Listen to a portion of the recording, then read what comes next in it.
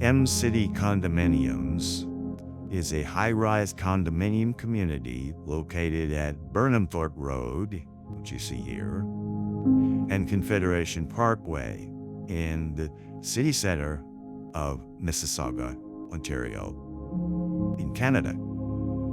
Construction on the complex started in 2018, and as of 2023, the first two towers were fully complete and occupied, with the third, fourth, and fifth towers under construction. 3 additional towers are planned to complete the community. The 8-tower, 15-acre, 4.3 million square foot mixed-use community will include condos, of course, retail, office, and green space, and community amenities in 2 acres of public parkland.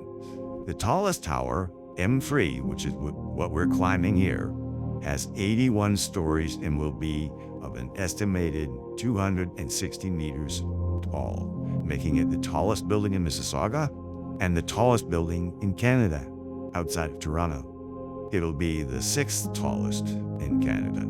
The condominium will have 949 units when complete. The building features a 6-story podium, a 7-level underground residential parking garage, and balconies on every suite.